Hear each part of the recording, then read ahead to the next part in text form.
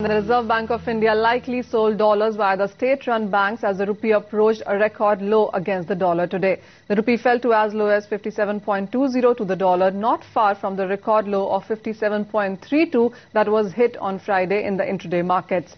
The fall in the rupee came after the euro faltered, hitting a two-week low versus the safe haven Japanese yen on receding hopes for any durable solution to the eurozone debt crisis at the European Union summit later this week. Remember, the rupee had given up all its gains yesterday in any case after RBI actions disappointed the market there.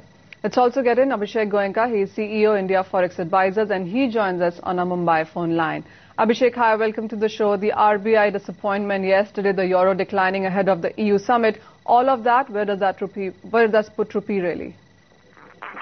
I personally feel the market gave its verdict after the announcement. I think after that we have not seen probably any kind of a strength in rupee coming in. In fact, the market got beaten down. So I personally feel the other global factors, are actually playing the role in a very big manner. Especially if you look at the currencies of the BRIC nations, the way the currencies have been behaving and the way it's been behaving the last few days, couple of months' time. I think the money is going across all the emerging markets. And it's not only a local problem of your current account deficit and fiscal deficit, which is creating a lot of problems. But I think internationally there is a big fear of capital.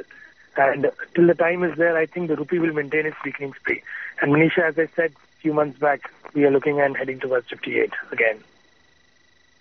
Abhishek, we saw yesterday closing at 57.01. It's yet again the same closing today as well. While we have seen a lot of choppiness into the market, what does that tell you? While we are not going too much beyond 57, there are concerns perhaps RBI was in the market today. So what kind of level, as you said, 58, but going forward, what range would you be working with?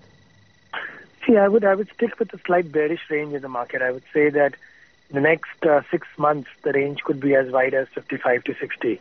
That would be the wider range, and with a bearish bias, I would rather buy rupee or buy the US dollar on dips whenever there is an opportunity. But because I am very have a strong view that the US dollar index should head towards an 85 to 87 levels.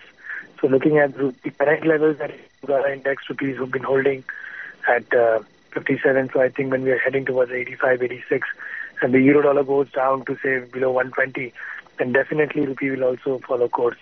The rupee will maintain bearishness in the market. All right, Abhishek, we'll let you go at that. To 55 to 60 is the range coming in from Abhishek Goenka. Vijay, what's your sense? That's quite a huge range. But for the very near term, are you also still buying the rupees? I think the rupee might depreciate a little more because now you have the talk of deficient monsoon, which will be very bad for inflation, food price inflation. So if the rupee does go to, say, 58 levels, I do expect some bounce from there, give or take 30-40 paise here and there.